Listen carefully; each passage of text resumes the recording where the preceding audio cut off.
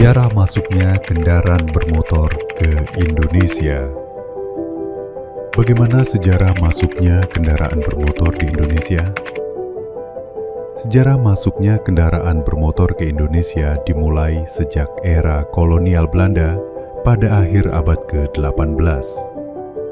Berikut adalah perjalanan sejarahnya. Awal kedatangan 1893 sampai 1900-an, motor pertama di Indonesia.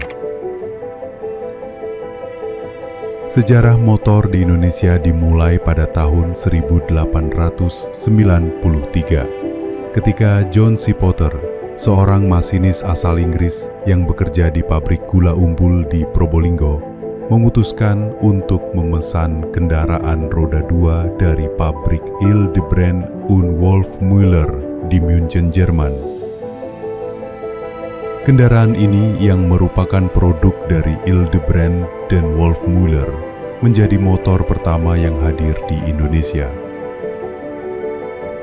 Selain sebagai pemilik motor pertama di Indonesia, John C. Potter juga terkenal karena menjadi penjual mobil pertama di negara ini.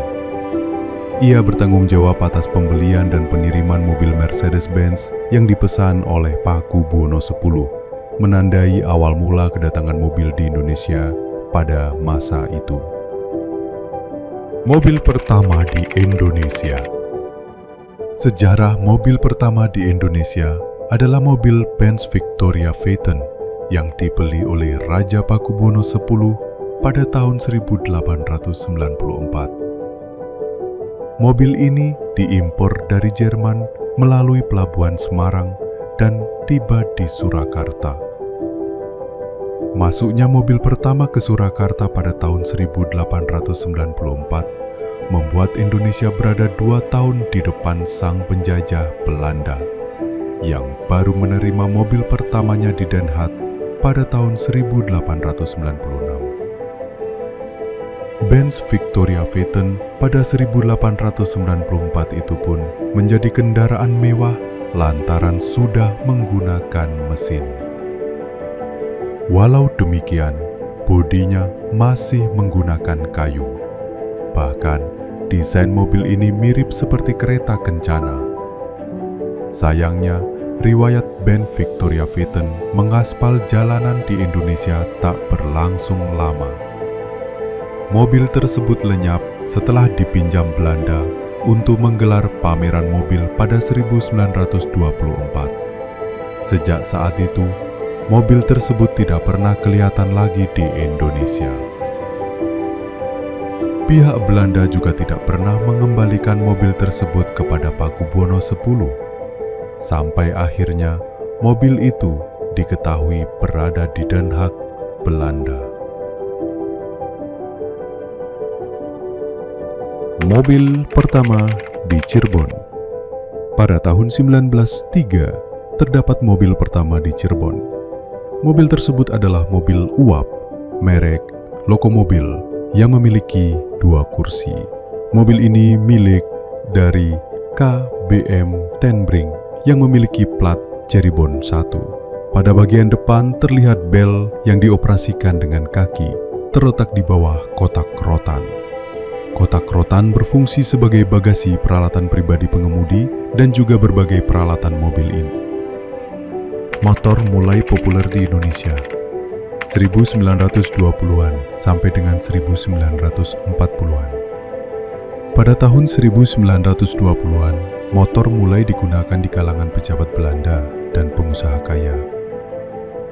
Merek-merek seperti Harley Davidson, PSA, Norton, dan Excelsior mulai dikenal. Harley Davidson banyak digunakan oleh kepolisian Hindia Belanda sebagai kendaraan patroli.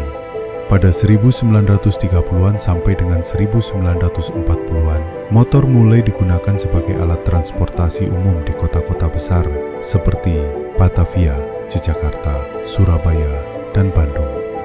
Masa Perang dan Kemerdekaan 1942 sampai dengan 1950-an.